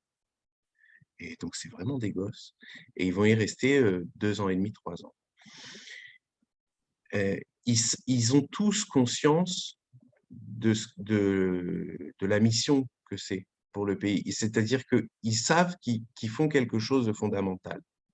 Ça, c'est très important. Parce que dans la conception, moi, j'ai grandi en France, et quand le service approche, je dis, oh putain, je vais me faire chier, quel intérêt, on n'a pas d'ennemis, quel enfer, etc. Donc, évidemment, grâce aux études de médecine, j'ai pu repousser, et j'étais la première année de réforme et donc de l'absence du service militaire. J'étais ravi. Bref, donc, je ne l'ai pas fait. Mais il n'y a pas du tout ce rapport au service militaire en Israël. C'est d'abord leurs parents en ont fait. Et ça fait partie de la vie, de l'éducation dans leur tête. C'est toujours présent en permanence dans la tête des parents et des enfants à un moment donné. Donc déjà, quand ils entrent, aussi violents que ce soit, ils entrent avec 18 ans de background et des générations aussi dans la tête, tous avec leurs histoires de malheur, de déportés de Shoah, des grands-parents, des grands-parents, chez les séfarades comme moi, d'oncles morts à la guerre, etc., etc. Donc, il y a un sens. Souvent, ce qui crée le trauma, des éléments du trauma, c'est la perte de sens, c'est d'être obligé de faire quelque chose qui me rend dingue et je ne comprends pas l'intérêt, ça me rend fou.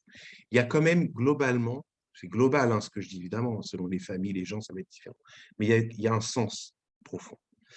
Après, il y a service et service. Vous avez 30% des jeunes qui vont être ce qu'on appelle combattants, et 70% qui vont être dans l'armée de l'intendance. C'est-à-dire que dans l'armée israélienne, comme les combattants ça c'est pour que les gens comprennent, mais les combattants sont nos enfants. Moi, j'ai un garçon de 19 ans, il est à l'armée en ce moment. On ne dort plus tranquillement la nuit pendant 3 ans. Et pour un combattant, il y a 10 dans l'intendance. C'est ça la proportion. Pourquoi c'est si peu de combattants? Parce qu'Israël a un rapport très filial à ses soldats. On n'a pas le rapport qu'on avait en France. En France, on dit on a une armée, etc. Mais dans notre tête, dans l'inconscient collectif, c'est des durs, ils ont choisi d'être là, ils sont morts pour le pays, mais c'est des bonhommes, c'est des guerriers, c'est des Rambo. Là, c'est nos gamins et leurs copains de classe. Et à 17 ans, ils étaient frêles comme ça, et puis ils vont faire 1 an et demi de service, ils vont devenir costauds, ils vont savoir se battre, etc. Et la dernière année, c'est là où ils sont opérationnels. C'est-à-dire que pendant 1 an et demi, ils vont être formés à être opérationnels 1 an, et après, il y en a qui prolongent, etc. Donc, il y a peu de combattants. Donc déjà, l'écrasante majorité des jeunes ne va pas faire un service combattant. Et vous voulez que je vous dise, beaucoup vont mal. Ils vont mal de ça, soit parce que pour les garçons, ils se sentent castrés, les autres sont des courageux, ils ont défendu le pays, etc., et pas nous. Ça peut être très violent. Soit ils font des trucs très chiants, c'est-à-dire que ils sont secrétaires du secrétaire, enfin, c'est des petits rouages, quoi. J'en ai un, son travail, c'est de plier les uniformes, les mettre dans des cartons et les envoyer dans les territoires, etc. Il fait ça toute la journée. Il me dit, putain, je vais faire ça 2 ans et 9 mois. Mais je vais crever, c'est pas possible. On ne peut pas me faire ça. Et ces jeunes-là, vous voyez, on se représente que le trauma, il vient surtout du combattant. Et en vérité, ces jeunes-là vont pas bien. Parce que pendant 2 ans et demi, ils se dépriment beaucoup. Sauf une élite qui va être formée au renseignement, à l'informatique et aux choses où ils ont vraiment l'impression d'apprendre quelque chose et d'être utile. Et puis, il y a aussi beaucoup qui font le service militaire après des études, ceux qui font des bonnes études, qui vont être ingénieurs, médecins, etc. Et ben, eux, ils font leur service après. Donc, en fait, ils font leur service dans leur corps de métier, mais adapté à l'armée. Vous voyez, par exemple, le système, la dôme de fer, qui intercepte le truc, eh ben, il y a plus de la moitié des gens qui travaillent sur dôme de fer, c'est des vrais ingénieurs. En fait, ils ont fini leurs études et puis ils améliorent les choses, etc. Vous voyez, donc, ceux-là, ils vont aller assez bien, ils vont assez bien vivre l'armée parce que finalement, c'est comme si c'était leur super stage. Et puis en plus, encore une fois, pour beaucoup, la majorité, ça a du sens. Après, pour venir vraiment au cœur, après peut-être de votre question, donc les traumas subis par ces jeunes qui sont soumis à des choses gravissimes, qui voient des choses gravissimes. J'ai vu, bien sûr, beaucoup de jeunes gens qui ont pris des balles, que j'ai en analyse qui a été amputé parce qu'une grenade a explosé près de lui, donc ça lui a arraché la main. Et donc, il y a des taux de syndrome de stress post-traumatique qui explosent les compteurs. Et une jeunesse qui est beaucoup sous traitement, comme Israël est un pays très calqué sur les États-Unis en termes médicaux, c'est une jeunesse qui est prise en charge psychiatriquement en mode neurobio et comportementalisme, et beaucoup de jeunes sont sous sérotonine, anxiolytiques, etc., parce que justement, ils se plaignent de syndrome post-traumatique. Évidemment, ça marque la société. On dit souvent que les Israéliens sont durs. On fait souvent le comparatif pour ceux qui ont visité, qui passent par les pays arabes et qui arrivent en Israël. Ils disent que les Arabes sont très chaleureux, hospitaliers, et les Israéliens sont durs et froids. Et c'est vrai qu'il y a une gravité à laquelle ils sont confrontés jeunes qui les endurcit. Et ils sont... ils sont très droits au but. Il n'y a pas beaucoup de fioritures. Ça en manque, évidemment. Un peu. Bon, voilà. Donc, il y a beaucoup de syndrome de stress post-traumatique, indiscutablement. Et je pourrais vous dire beaucoup de choses sur l'armée, mais ils sont aussi les trésors des gens. C'est-à-dire, quand les gamins, c'est des gamins, ils arrivent, ils sont en uniforme, le boulanger, il leur offre le truc qu'ils ont commandé. Le café, ils leur offrent, c'est comme si c'était nos gamins. Et donc, ils sont aussi un peu, je crois, un peu sécurisés de ça, un peu. Il y a quelque chose qui apaise un peu leur souffrance, c'est qu'ils savent à quel point les gens sont attachés à ce qu'ils font. Ça, c'est un rapport très, très différent avec le rapport qu'on a français à l'armée. Il y a un rapport vraiment de nos enfants qui vont nous protéger. Nous-mêmes, les adultes, on culpabilise que ce soit eux qui nous protègent. Et donc, on les chérit beaucoup. Tout est gratuit, les transports, tout ça, tout est gratuit pour eux. Et je crois que ça leur témoigne d'une affection de la société qui limite un petit peu la casse. Et puis après, c'est très spécial Israël, hein. Mais les gens éduquent leurs enfants avec l'idée qu'ils vont faire l'armée. Ah, écoute, sois pas trop sévère avec les enfants parce que tu sais, ils iront à l'armée. Et cette Oui. culpabilité, elle est palpable en permanence. Les gamins de 10 ans, 11 ans, vous allez voir en Israël, les gosses de 10 ans, 11 ans jouent au foot à minuit. Mais pas des gosses de cité, des gosses de bonne famille, etc. D'abord, bon, il y a une grande sécurité, évidemment, mais on dit il faut qu'ils profitent tant qu'ils sont jeunes, parce qu'après, il y a l'armée. Non, c'est bien L'armée, dit. c'est… On va peut-être une dernière réflexion, une dernière question. J'avais vu que Natalia posait une question. Je ne vois plus Natalia. Peut-être qu'elle est la question. On a peut-être répondu à toi directement. Oui, bonsoir. Difficile de passer derrière une question de Jean-Claude et avec tout le drame. Non, juste, je voulais faire une remarque. Ce que j'ai apprécié beaucoup dans votre intervention et dans votre personnalité, c'est votre capacité à laisser de la place à l'humour en tant que mécanisme sublimatoire, peut-être. En tout cas, ça se ressent beaucoup dans votre discours quand vous décrivez votre thérapie. Ou du moins votre technique analytique. Et il y avait un autre point, vous aviez commencé votre propos en indiquant que la psychanalyse travaillait le pourquoi et que la psychologie travaillait le comment. Et je suis pas tout à fait d'accord. Enfin, pour moi, c'est un petit peu caricatural. Oui, ça l'est, ça l'est.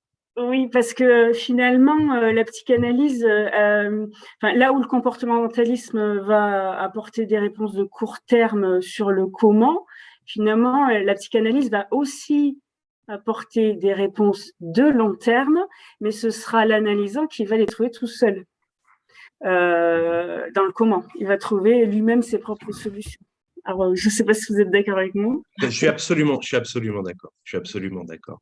Mais c'est une formule elle n'est pas de moi, hein. C'était un patron, je crois que c'était Ruffo qui disait ça. J'ai beaucoup volé de trucs à Ruffo. Je suis arrivé chez Ruffo et j'étais, moi, je suis plutôt un fonctionnement, besoin de bien maîtriser, de bien faire les choses, de bon élève, etc. Et je suis arrivé chez Ruffo, j'avais déjà donc pas mal travaillé comme interne. Et puis, je double ses consultations. Et avec son accent marseillais, je l'entends déconner avec les patients. Je me dis, mais on a le droit de faire ça, en fait. On a le droit de déconner. Mais il va… Et puis, les gamins qui disent des trucs, oh, mais putain, tu m'emmerdes. Qu'est-ce que tu me racontes? Bon, vas-y, allez, ok, allez, je vais faire un effort, je t'écoute. Il théâtralisait les choses. Et en fait, d'abord, ça m'a offert de la liberté, de le voir libre comme ça. Moi, j'avais cette idée que si je disais une connerie, j'allais abîmer le patient, ou alors abîmer ma représentation et donc plus pouvoir travailler avec lui.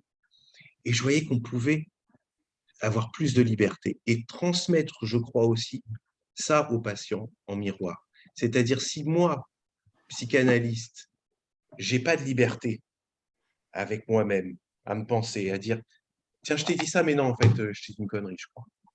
J'ai pensé ça à haute voix, mais tu sais, peut-être que j'ai dit un truc débile parce que j'ai pensé et je lui fais partager ce que j'ai pensé. Et ça veut dire que moi, je peux me tromper et que ce n'est pas dramatique.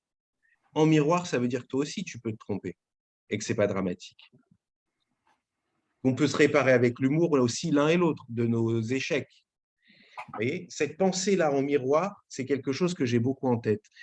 Je fais le lien entre les questions de Jean-Claude et ce que vous m'avez dit là. il y a Ruben Smadja, mon ami, avait travaillé sur les enfants de Sderot. Sderot est la ville la plus proche de Gaza. Il y a, c'est-à-dire que quand comment on appelle ça? Un projectile. Un scud. Ouais, pas les scuds, ça c'était l'Irak. Quand les, Une roquette. Une roquette. Ouais, merci. Quand les roquettes sont tirées, ils ont 30 secondes pour qu'elles arrivent sur leur vie. 30 secondes. Donc, c'est une panique immédiate. Et voilà. Donc, en fait, c'est des gens qui vont vivre régulièrement des scènes de panique. Parce qu'il y a les moments où on sait que c'est la guerre et ils vivent dans leur bunker, hein, où ils ont les salles de classe dans le bunker. Mais il y a plein de moments où ils reçoivent des roquettes, ça ne passe pas à la télé, comme ça dans l'année. Tout d'un coup, hop, 2, 3. Pas suffisamment pour que Israël réagisse de façon virulente, de peur d'entraîner une escalade, voyez, mais quand même suffisamment pour qu'eux, ils aient une vie infernale. Et donc, il a travaillé sur les enfants de Sderot qui avaient beaucoup de troubles anxieux. Okay, et il avait été frappé, j'avais adoré cette pensée, il avait été frappé par le sérieux excessif avec lequel tout le monde travaillait cette question. Ces pauvres enfants sacrifiés d'un côté comme de l'autre à la guerre, etc. Et il me disait, tu sais ce que j'ai compris? J'ai compris qu'on est tellement triste pour ces petits Palestiniens d'un côté, ces petits gosses palestiniens d'un côté, ces petits juifs de l'autre côté, qu'on n'ose pas penser qu'ils ont un psychisme avec de la sexualité eux aussi. Quand le petit, il arrive à avoir un trouble anxieux et qu'il veut dormir avec les parents, eh bien, s'il vient de Sderot ou de Gaza, c'est parce qu'il est traumatisé, forcément. Non, c'est peut-être aussi parce qu'il a un Oedipe dévorant et qu'il a envie de sa maman. Mais le psy, tellement écrasé par la bien-pensance et puis l'ambiance terrible qui règne dans ces pays-là, eh bien, si lui-même, il ne s'autorise pas de sexualiser ces questions, d'amener ça, comment l'enfant pourrait s'autoriser à penser ça, à faire passer ses désirs inconscients au conscient? C'est-à-dire, si toi, mon psy, tu es là, super gentil, bienveillant, soutenant, mon pauvre chéri, ben c'est dur, non, mais je comprends que tu es très angoissé, c'est normal, il ne faut pas que tu culpabilises, toute cette psychologie comme ça, gentille, soutenante, ben, en faisant ça, en pensant bien faire, on lui dit, si on ne fait que ça, tu ne peux pas avoir autre chose. Je ne peux pas penser qu'il y a du psychosexuel en toi dans un tel moment de gravité. Quand même pas, petit cochon. On est en train de parler de vie et de mort, de trucs qui s'abattent. Ne me fais pas penser qu'il y aurait de la psychosexualité. Mais il faut que le psy ait cette liberté d'introduire ça. Vous voyez ? Et par exemple, Ruben, il adorait dire, t'aimerais pas quand même qu'il y en ait une roquette qui tombe sur la chambre de ton petit frère? Franchement, juste elle éclate ton petit frère. Tranquille. Et ça ouvre, de déconner comme ça ouvre le fait qu'on puisse penser de la jalousie et qu'on puisse utiliser ces scénarios aussi dans nos fantasmes. C'est une très belle conclusion. Michael, je présume qu'il doit être, si je calcule bien, 23h15 en Israël. 22h15, parce que 22h15. C'est pas trop tard. On te remercie énormément au nom de l'APE de ta participation. Merci beaucoup de m'avoir invité. Je te dis à très bientôt et au revoir à tout le monde. Au revoir. Au revoir. Au revoir. Merci à tous. Au revoir. Au revoir. J'aurais voulu un mot Au revoir, merci. sur le Maroc.